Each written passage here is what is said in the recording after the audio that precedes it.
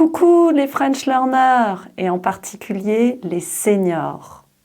Alors peut-être que ça vous arrive de chercher vos clés, vous ne savez plus où vous avez posé vos clés, ou vous avez un mot qui vous échappe, vous avez un mot sur le bout de votre langue. Parce que vous connaissez ce mot, vous savez ce que vous voulez dire, mais il ne sort pas de votre bouche, il est sur le bout de la langue. Ou vous entrez dans une pièce sans savoir pourquoi. Eh bien, ces petits oublis sont fréquents et ils sont normaux. Ce n'est pas une fatalité. Et contrairement aux idées reçues, la mémoire ne décline pas inexorablement avec l'âge. Elle s'entretient, elle se stimule et elle peut même se renforcer. Et il existe une technique très simple et ancestrale qui s'appelle la narration. Et aujourd'hui, dans cette vidéo, je vais vous expliquer pourquoi votre mémoire ne décline pas et aussi pourquoi la narration est la meilleure amie de votre mémoire et comment elle va vous aider à acquérir le français naturellement et sans effort. C'est parti! anisayel.com pour acquérir le français naturellement. Alors pourquoi est-ce que votre cerveau a des petits oublis fréquents, comme par exemple ne plus savoir, oublier où sont vos clés, où est-ce que vous avez posé vos clés? Eh bien, votre cerveau en fait ralentit. Il ralentit parce qu'il y a énormément d'informations à gérer.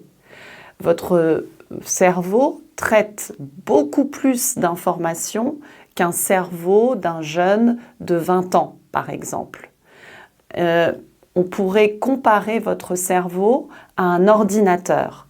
Imaginez un ordinateur qui a beaucoup de fichiers à gérer. Il a trop de fichiers à gérer, alors il ralentit pour traiter l'information. Eh bien, c'est exactement la même chose pour votre cerveau. Votre cerveau, il a énormément de fichiers à gérer, énormément d'informations qu'il a accumulées au fil du temps, au fil des années, et donc il filtre davantage. Il a besoin de filtrer les informations davantage et il sélectionne les informations qui sont intéressantes pour lui. Pas les informations mécaniques comme savoir où sont posées vos clés. Et comme il filtre davantage, eh bien, il ralentit et il a ces petits oublis fréquents, mais tout à fait normaux. Et cela ne veut pas dire que vos connexions, les connexions neuronales, arrêtent de se faire. Non, les connexions neuronales continuent de se former, mais elles sont un peu plus lentes. Et de la même manière, quand vous avez un mot qui vous échappe, quand vous avez un mot sur le bout de la langue, eh bien c'est parce que maintenant, vous avez une bibliothèque de mots dans votre cerveau qui est énorme, qui est immense. Comparé à un jeune de 25 ans, vous connaissez beaucoup plus de mots. Et donc, votre cerveau a besoin de chercher les mots dans cette bibliothèque ou dans ce dictionnaire, si vous préférez, immense. Et il met plus de temps à trouver les mots parfois. Donc, ce n'est pas une fatalité. Et comme je l'ai dit dans la vidéo précédente sur la mémoire, eh bien, peut-être que votre mémoire mécanique, votre mémoire pour des faits, pour des choses, des listes, est un peu plus lente et est un peu moins bonne, mais votre mémoire narrative, votre mémoire de souvenirs, d'expériences, d'histoires vivantes est encore très robuste parce que votre cerveau préfère ces histoires, ces expériences. Elles sont beaucoup plus intéressantes que des faits, qu'un mot en particulier ou que comme je l'ai dit, une liste de courses. Alors, comment est-ce que vous pouvez stimuler, entretenir donc votre mémoire, en particulier quand vous apprenez le français, quand vous êtes en train d'acquérir le français? Eh bien, grâce à la narration, vous pouvez acquérir le français sans effort, sans avoir besoin d'une mémoire mécanique, sans avoir besoin de mémoriser des listes de mots sans connexion, sans contexte. Qu'est-ce que la narration? Eh bien, la narration, c'est une pratique ancestrale. C'est une pratique très simple qui consiste à raconter une histoire. Quand vous écoutez une histoire, votre cerveau écoute l'histoire et votre cerveau enregistre les faits de l'histoire, la séquence de l'histoire inconsciemment. Vous êtes en train donc d'enregistrer inconsciemment ou subconsciemment, de manière subconsciente, de manière passive, les personnages de l'histoire, le problème dans l'histoire, les lieux de l'histoire, la séquence.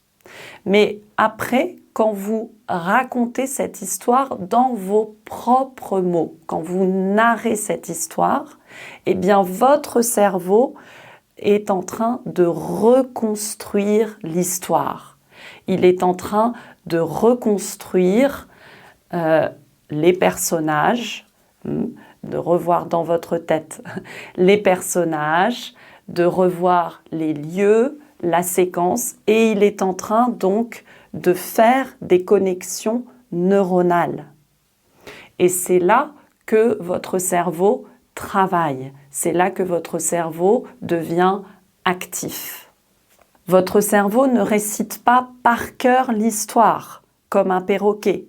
Votre cerveau, en fait, est en train de comprendre ce qui s'est passé dans l'histoire et est en train de retranscrire à sa manière l'histoire. Cet effort donc crée des connexions neuronales nouvelles. À chaque fois que vous racontez un souvenir, une histoire, eh bien vous êtes en train de consolider ce souvenir, de le rendre plus solide. Et c'est ce que les neurosciences appellent la consolidation mémorielle. Vous consolidez votre mémoire narrative. Quand vous écoutez une histoire, vous nourrissez votre cerveau, vous le nourrissez de la langue française. Quand vous écoutez une histoire, vous nourrissez votre cerveau, vous le nourrissez de la langue française. Et quand vous narrez, quand vous racontez cette histoire, eh bien, votre cerveau est en train de construire. Il est en train de construire des connexions neuronales et il est en train de consolider sa mémoire. C'est pour cela que cette pratique est la meilleure amie de votre mémoire. Alors, vous pouvez commencer dès aujourd'hui, dès maintenant. À la fin de cette vidéo, sur ma chaîne YouTube, choisissez une histoire. Choisissez une histoire avec un titre qui vous intrigue, qui pique votre curiosité. Suivez votre instinct, faites confiance à votre instinct. Ne choisissez pas une histoire selon votre niveau de français ou selon les structures utilisées ou le vocabulaire utilisé dans cette histoire. Non, choisissez une histoire qui va vous intéresser, que vous allez aimer et apprécier. C'est ça le plus important parce que c'est comme ça que votre cerveau va être intéressé et va retenir les mots et les structures et la grammaire. Ensuite, quand vous avez choisi cette histoire, asseyez-vous confortablement ou installez-vous confortablement, détendez-vous, relaxez-vous, décontractez-vous et écoutez cette histoire en essayant de la comprendre. Bien sûr, vous n'allez pas comprendre chaque mot, chaque détail de l'histoire, ce n'est pas possible, mais vous allez comprendre l'essentiel de l'histoire. Vous allez comprendre ce qui se passe dans l'histoire, le problème, les personnages, les émotions, les lieux. À la fin de l'histoire, quand vous avez terminé d'écouter cette histoire, fermez les yeux pendant 30 secondes et visualisez l'histoire. Visualisez les personnages, visualisez les lieux de l'histoire. Grâce à mes dessins sur le tableau, vous allez pouvoir visualiser l'histoire, la séquence de l'histoire. Ensuite, ouvrez les yeux et racontez cette histoire dans vos propres mots, dans votre langue maternelle ou peut-être un peu en français. Racontez-la à voix haute ou par écrit ou en dessinant. Quand vous racontez cette histoire à voix haute, vous pouvez la raconter à un ami ou à un membre de votre famille, ou vous pouvez la raconter à votre chien ou à votre chat, ou à une peluche par exemple. Margot, qui est membre de notre communauté de French Learners sur aliceyel.com, utilise son singe en peluche qui s'appelle Xavier pour lui raconter toutes les histoires qu'elle écoute. Alors, vous pouvez faire la même chose et rappelez-vous, quand vous racontez l'histoire, vous la racontez dans vos propres mots. Ce n'est pas grave si vous avez oublié quelques détails de l'histoire. Vous n'êtes pas en train de réciter par cœur comme un perroquet. Vous êtes en train de reconstruire, de vous souvenir des choses importantes, de ce qui vous a marqué dans l'histoire. Après avoir raconté l'histoire, donc au début, quand vous êtes débutant, vous allez sûrement raconter cette histoire dans votre langue maternelle, mais ce n'est pas grave, ce n'est pas un test d'oral en français. C'est pour montrer que vous avez bien compris l'histoire, ce qui est différent. Et vous allez voir qu'au fur et à mesure que vous écoutez des histoires et que vous narrez de plus en plus d'histoires, eh bien vous allez dire des mots en français ou même des phrases en français de manière spontanée et naturelle. Alors laissez faire avec le temps, avec toutes les histoires que votre cerveau va accumuler. Donc, commencez par racontez cette histoire dans votre langue maternelle. Petit à petit, vous allez parler en français.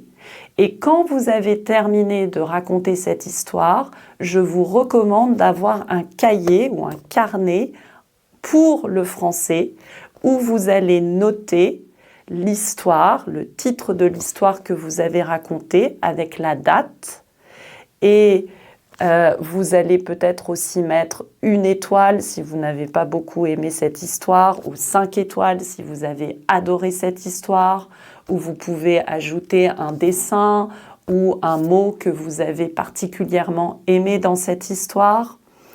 Et à chaque fois que vous écoutez et que vous narrez une histoire, notez-le dans votre carnet de français. Enregistrez toutes les histoires. Parce que ainsi, vous prenez une habitude. Vous prenez l'habitude d'écouter et de raconter des histoires régulièrement, fréquemment.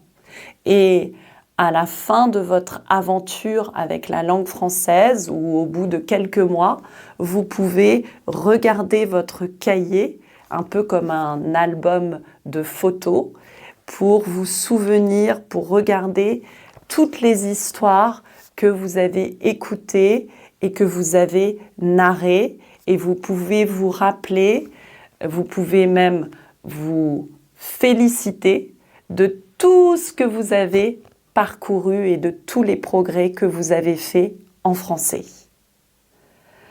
Alors, essayez dès maintenant. La narration n'est pas un exercice scolaire. Ce n'est pas un exercice de mémorisation, de récitation. C'est une pratique ancestrale. Depuis la nuit des temps, les hommes racontent des histoires autour du feu, autour d'une table, d'une génération à l'autre. Votre cerveau est créé et fait pour écouter et raconter des histoires. Ce n'est pas votre mémoire qui est mauvaise. Non. Votre cerveau est tout à fait capable de mémoriser des histoires et il est tout à fait capable de retenir ce qui l'intéresse vraiment. Et ce n'est pas une question d'âge. Alors dans les commentaires, partagez votre expérience et partagez une histoire que vous avez écoutée, que vous avez narrée. Et je vous dis à bientôt!